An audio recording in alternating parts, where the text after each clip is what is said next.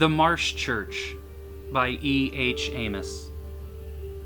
The screen door slammed itself shut as Dwarin, the old man who owned the boat rental, walked out of the shack and into the night.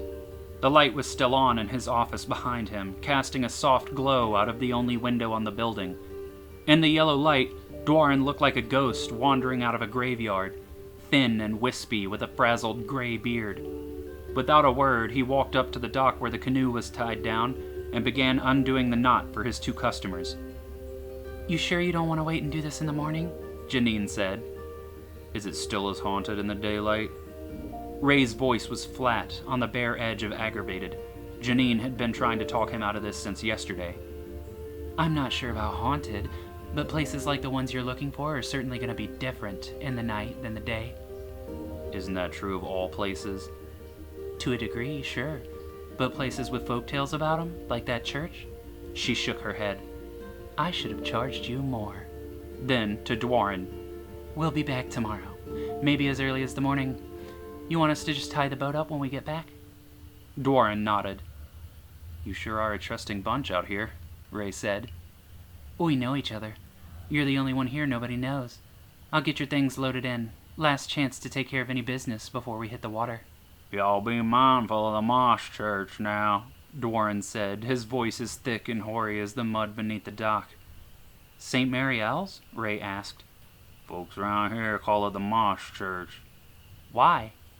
"Don't," Janine warned, but Ray couldn't tell if she was talking to Dwarin or him. It didn't matter. Dwarin kept talking. "Well, during the hot season, when the waters dry up just enough like tonight, you can paddle through the trees and under the blankets of moss halfway to the little church. But only halfway. You gotta walk the last bit on account of the cypress knees. They're too close together to take the boat with you. And listen out, you hear? On these quiet nights, at least as quiet as the swamp gets through the frogs and the bugs, if you listen well enough, you can hear the church bells still ringing away in the night." Ray's blood ran cold. Dwarin smiled at Ray, his teeth yellowed and crooked. Then he turned and walked back to his shack. "What was that?" Ray said. "The superstition you're after," Janine said with a deep sigh. "A last-ditch effort to scare you off. But worse, it's bad luck to tell stories about the dark places the same time you're going out to see them." "You believe in this stuff too? I didn't take you for the type." "Just because I don't believe in ghosts doesn't mean I'd poke one if I saw it. The most dangerous things in the world are the things we don't believe in." They finished packing their supplies into the canoe. Janine had already taken her seat since she hadn't brought much. She was just a guide. Ray clumsily clambered into the canoe and put his legs around his duffel bag. It was heavy with camping supplies, enough to stay for at least a few days out at this Marsh Church when they found it. And he knew they would find it. He had already done his research. Janine's paddle slipped into the water without a sound as she pushed the canoe from the dock and into the darkened bayou with the smooth, quiet skill of a native. She didn't even realize how quiet and careful she was being. To her, it was just another night on the water. Ray, on the other hand, was splashing with his paddle. On each change of the side he paddled on, he dripped water in his lap and flung droplets into Janine's hair. She didn't seem to notice. "Hey, Janine," Ray started. "I know you mentioned not talking about the places you're going to, but can I ask you a few questions about St. Mary L's?" "You can always ask me questions," Janine said without turning around. "Can't promise I'll answer them." Ray nodded, even though Janine couldn't see him. "All right," he said. "I looked this place up. There wasn't much to find in the way of official records, but I know enough to know it was a real church. From what I could find, it had to have been built sometime a little after 1750, give or take 2 decades. Is that right?" "Don't know. Not much of a Catholic myself." Ray paused. "Could you possibly just tell me what you know, then?" "I know what the folks around here say about it, but I don't know if any of it's true. The truth of a legend changes just as many times as the legend is told." "And the legends are that the church bells ring on cloudy nights during a full moon?" "That's one of them, yeah." "Anything else?" Janine sighed again. "You just want me to tell you a ghost story, don't you?" "No, Ray stopped himself. He thought about it for a minute. "Actually, yes." Janine laughed. The sound of it was entertained, but mirthless. It echoed off the water and was drowned out by the chorus of frogs and crickets and cicadas. "All right, fine," she said. "Points for being honest with me. I'll give you a little story, and you can tell me more about why you're here. Sound fair?" Ray nodded again until he realized she couldn't see a nod. Sure, sorry." "You have a preference?" In? "The type of story about the church. I've heard so many. I can give you one about a voodoo queen, about a coven of witches, about swamp monsters. I've even got one about vampires." Dealer's choice, whichever one you believe the most. Janine froze for a moment. Ray could swear he felt some sinister presence from her, but he wasn't very good with reading people, so it could have been something else. Figuring that part out, dealing with people, that was always Genevieve's forte. "I believe something else," Janine said as she picked up her rowing again. "Something the townsfolk don't talk about." "Well, they don't seem to talk much at all," Ray muttered. "No, they don't. And if I'm being honest, it's for a good reason." Ray didn't need clarification. Just the talks he had about leaving for Louisiana from his home were filled with mean-spirited comments and jokes that made caricatures from hurtful stereotypes. It wouldn't be a surprise if they valued being left alone when so many people mocked their culture and used it for cheap jokes. "So, what is it you believe?" Ray asked. "Are you sure you want to know? I wasn't kidding earlier. One of the things I believe is that there's power in stories. That if you tell a story about a place, especially a dark story that you believe in, your belief can be a conduit for reality." "That's what I'm counting on." Janine's posture stiffened, but only for a second. When she started speaking again, her voice was low and serious. "I believe that church isn't a church. I believe it was called a church and built to look like one because the easiest place to hide from the church is inside one of their own. Moonshiners, thieves, and others like that need to hide from the law, but what kind of people need to hide from the church? Anyone can guess. Like I said, you'll hear tall tales about witches and voodoo queens, but if something supernatural met you face to face, would you recognize it? Those words are just labels we give to things that we don't understand, and if we don't understand it, how are we supposed to know what to call it, to name it? So, I believe that church is a gateway for beliefs to manifest in whatever is in your mind. If you're expecting to see witches, you'll find evidence of them. If you think you'll find voodoo, it'll be there. And if you think you'll find nothing, well, you'll find that too." Ray sat in silence, soaking in what she said until she spoke up again, this time back in her normal tone. "So, why this church? There's plenty of haunted places all over America. What makes this one different?" "Nothing yet," Ray said. "That's the problem. This isn't the first place I visited, not even the 10th or 20th. "So you're out to prove the supernatural isn't real?" Ray snorted. "The opposite. I guess you could say that's what I was doing, but I'm hoping I'm wrong." "The world doesn't already have enough mystery in it for you?" "It has too much." Janine was quiet for a long moment. "I lost someone too," she said. Ray stopped paddling, but Janine did not. "And I went looking for her, like you, but I didn't find her. I found a lot of things. Some things that gave me hope, some that took it away, and so many things that I wish I didn't find. But out of all of it..." Janine's voice cracked, but she didn't miss a stride in her paddling. She just swallowed and said in a shaky voice, "But the one thing I was looking for was the one thing I never found." There was another stretch of silence as Janine regained her composure. "So," she started, after another sigh she used to reset her mood and tone to neutral. "I get it. You don't want the supernatural to be real. You need it to be." She let the revelation sit between them for a moment. "Her name was Marie Angelique, my angelic little Marie." Ray could hear a mischievous smile creep into her voice. "I used to get into a lot of trouble back in the day, mostly on purpose. She was a direct product of that trouble, but you know how it is. One day, someone is just there, like magic. Someone you're willing to give up everything for. It's slow at first. You start giving up the things that keep you from seeing them every day, then the things that keep you from seeing them all day, then the things that keep you from seeing them smile. Before you realize it's happened, you're a person you don't recognize. Usually it's for the better. Not always, but most of the time when we change and don't realize it's happening, it's because we're okay with the change. Or at least to some degree. What was she like? Ray asked. She was kind and talented, just instantly good at everything that she touched. I was always in hiking boots and jeans covered in mud, but she was the girliest little girl anyway.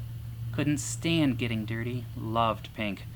Learned how to put a bow in her hair before she learned how to tie her shoes. Still, she was wise for being so young. I have no idea where she got it. She certainly didn't get it from her father.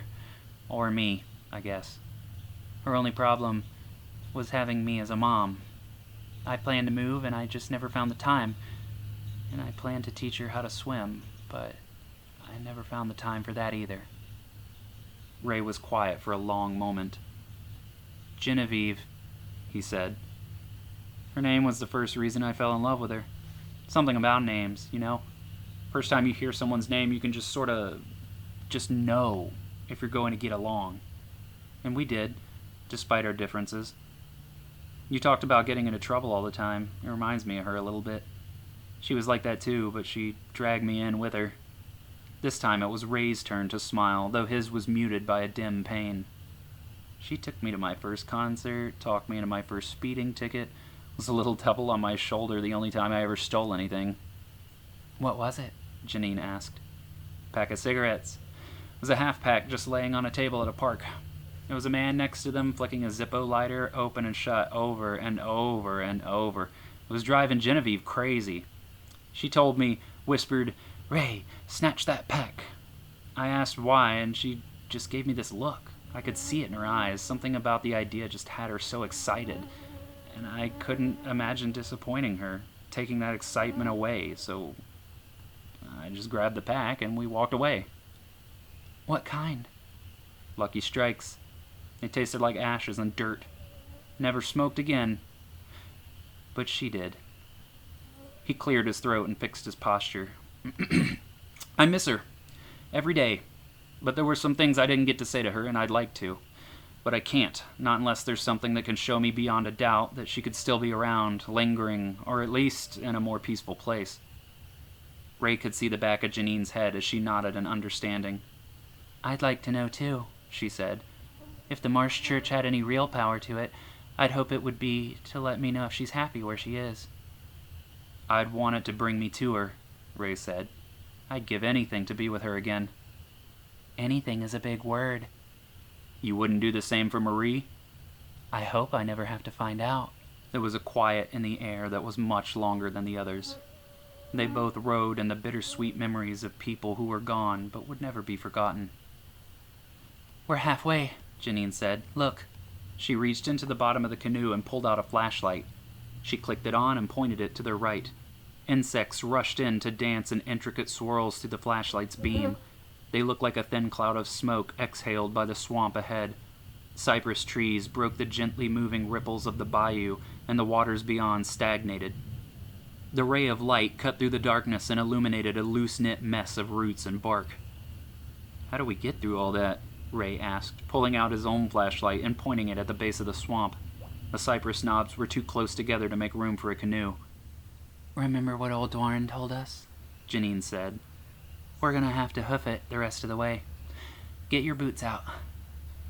Ray set his paddle into the canoe and rummaged through his duffel bag while Janine steered them toward the swamp. There was a break in the trees, an indentation big enough to bring the canoe past the cypress barrier by about 20 feet. While Ray pulled his chest waders on and slipped into the overall straps, he looked around at the marshlands. The trees engulfed the canoe like the swamp was swallowing them whole.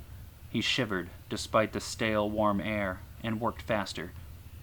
Janine put her paddle in front of the canoe like a jousting pole. She pressed it against one of the trees and pushed against it to ease them to a stop. She tied the canoe around one of the trunks and slid into the water as lithe as a snake. Ray felt like a bumbling oaf in her wake, nearly falling out at first, then his heavy footfalls slosh, slosh, sloshing as he moved next to her. A soft glow began to illuminate the darkness ahead of them. It looked like a flashlight shining their way, but there was no beam to follow. Was someone else out here? Maybe someone with a lantern? You see that? Ray said, taking a step towards the light. Janine put a hand out and stopped him with a shh. Ray stopped. He lowered his voice and asked, "What?" "That's not a lantern," she whispered back. "How do you know?" "Look at the way it's moving." She was right. The light wasn't bobbing or swinging like it was being carried. It would stay stock still, and then zip around in tight loops, spin around a tree, and stand still again. "Fireflies?" Ray asked, still whispering. "That's a big-ass firefly." "Then what?" "Don't laugh." "I won't." Janine hesitated anyway. "La foufoulet." "A will-o-wisp?" "Will-o'-the-wisp," she corrected. "Souls of the people that got lost and died out here." Ray looked at her, incredulous.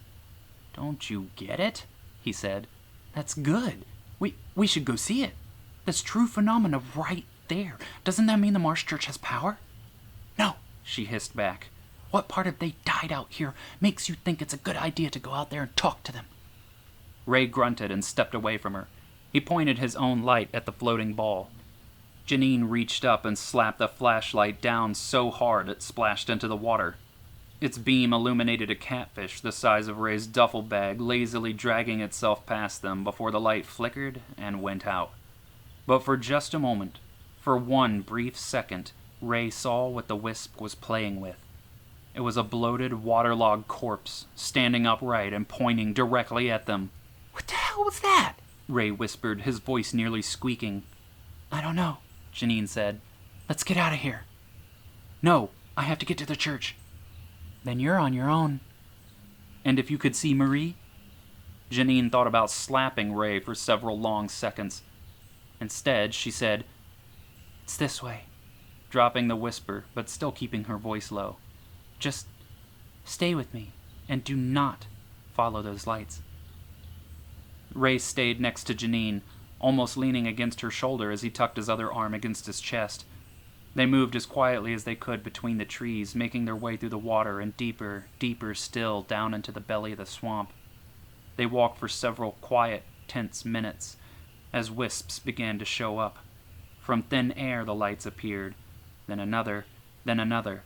They were almost completely surrounded, save two directions, behind them and in front. They kept moving. Neither of them spoke a word. Their breathing quickened. Sometimes Ray would suck in a breath of surprise or shock when a light zipped closer, but they never closed in. Janine flinched every time a new light appeared, but none ever blocked their path. It was a long and arduous, terror-filled trudge through the water and mud. Then, when they felt at the height of their terror, it all stopped. Everything. The lights all vanished at the same time. The sound of the frogs and insects stopped too. Ray wondered if enough fear could make one lose their hearing. He looked down and shifted his hip. The water made no noise as he displaced it. He looked up at Janine. She was mouthing something, but Ray couldn't tell what. She shined her flashlight on her face and mouthed again, slow and deliberate. "I can't hear." She tapped her ear with her free hand and shined the light in Ray's face. He winced and closed his eyes, shielding his face with his hand. He moved his palm, eyes still closed, and with exaggerated effort mouthed back, "Me either." But no, Ray could hear. There was something in the distance, ahead of them. He looked forward. Janine did too. Was that? Ding dong, ding dong. Church bells. Janine's grip on Ray's arm tightened. She dug her fingers into the muscle and squeezed as hard as she could. She illuminated her face again, shook Ray's arm to get his attention, and mouthed, "You hear that?" Ray nodded, eyes wide. Ding dong, ding dong. The bells were much louder now. No, not louder. Closer. They were getting closer. Each echoing, rusted ring of an ancient bell was just a bit nearer than the one before it. They should have been able to see the church by now. Ding dong, ding dong. The bells were deafening now. Each ring came from a different direction. Ray and Janine spun around and looked, frantic, for the source, but there wasn't one. The bells got louder and louder still, coming from their left and right, in front and behind. The bells rang loud above them, and the water began to bubble as the ringing came up from below the surface. Ray tried to scream. He felt his vocal cords shaking and tearing, but he made no sound. There was only the bells of the Marsh Church. Then there was total silence. "Ray," Janine whispered, shaking his arm. He could hear again. He almost howled with joy, but when he turned around to see Janine, he saw what she was looking at. It was a small church, sitting atop a thick knoll of moss. It was only big enough for a single room, a worship room, and a tower just big enough to hold a crooked, cracked bell. The church was made of rotten wood, missing planks, and sprouting fungus in random patches along the sides and roof. At one time it may have been painted blue, but now it was brown and black with age. The door was wide open, but the inside was a thick, oppressive darkness. Janine shined her flashlight on it, but the light couldn't make it through. Then the flashlight flickered and died. "I think we found the church," Ray whispered. "No," Janine said. "It found us." Ray pulled himself from Janine's grip. She reached out to grab him again, but he was already rising out of the water, climbing the moss with each step as he walked towards the open door of the church. Janine cursed at herself and climbed out of the marsh to catch up. Ray stopped moving and asked, "Do you hear her?" He sounded happy. "Who?" "Genevieve." Janine stopped. She listened. She heard a voice, soft and almost too quiet to hear, drift like a ghost from beyond the doors of the church. "I missed you," it said. Janine didn't know Genevieve, but the voice wasn't hers. She knew because the voice was Marie's. "It's been a long time. I want to see your face." "That's not Genevieve," Janine said. "Whatever it is, it's just pretending to be her." "How do you know?" "Because it's pretending to be Marie, too." The voice in the church turned into a light, wicked chuckle. "Welcome to the Marsh Church," it said in a raspy, drawling whisper that made Ray's legs begin to shake. "Have you come to worship? Are you here for my communion?" "What are you?" Ray asked, forcing the question out despite the fear and horror threatening to send him running away, anywhere, as long as it wasn't here. "What do you wish I was?" the whisper asked. "And what do you believe I am?" "I want to know," Ray said. "Not you, not what or who you are, but how you knew Genevieve's voice. Is there a place of death after this life where spirits still live?" "None live when this life is over," it said, and Ray could hear the thing's wicked smile lingering on the words. "Can they live again?" There was another amused laugh from the church. "For a price." Janine took one step forward. "Ray, no." "What price?" Ray asked, his fear melting away into a dark hope. "What could be worth as much as a life? Except another life. One life must enter the church. Then the one you lost will leave." There was a heavy silence in the air. Ray turned around to look at Janine. "Remember back on the boat?" he asked her. "When I said I'd do anything to be with her again?" "Ray?" Janine said his name like he was a wild animal cornered and about to attack. "You really, really don't want to do this." "You're right," he said. "I don't." Without another word, Ray turned and walked right towards the open doors of the Marsh Church. "Ray!" Janine shouted, taking 2 quick steps forward. She reached out, the tips of her fingers brushing his sleeve. Then the doors slammed shut with Ray on the other side. The church bell began to ring again in the darkness. Flakes of rust broke away and fell like burgundy snow from the bell tower. Slithering along the sound of the bells was the satisfied laughter of the thing inside the church. "Mom?" Janine froze. She knew that voice. She heard the shadow of the Marsh Church make a mockery of it just moments ago. She turned around. It was Marie. She looked just like she had when she slipped under the water all those years ago. Still 13. Still with a pink bow in her hair. Still in a soaking wet pink dress. "It's not you," Janine said, her voice starting to fail her. She swallowed a sob and said it again and again, repeated it like a mantra, like it was the only thing she had left to hold on to. "It's not you. It's not you. It's not you." "It is," Marie said. "It's me, Mom. Look around you." Janine did. She spun in a quick circle and saw daylight. The dawn was clawing its way through the curtains of hanging moss and making the surface of the water shimmer like gemstones. The Marsh Church was gone. She could hear the choir of frogs and bugs again. She could see the edge of the bayou and could barely make out the shape of the canoe tied to a tree. "But how?" Janine said, but she knew. It was Ray. "Is he... he's... with the one he came here to find?" Janine couldn't tell if Marie's face was dripping with water or tears. Marie reached her hand out to Janine. "And now you are, too." Janine hesitated, but only for a moment. Then she reached out and gently touched Marie's palm. It was warm and soft. She had already forgotten how soft. Janine grabbed her hand and pulled. Marie took a half step forward and folded into her mother's arms. Only when they had stopped crying long enough to catch their breath could they hear it, off in the distance, the ring, ring, ringing of church bells in the marsh.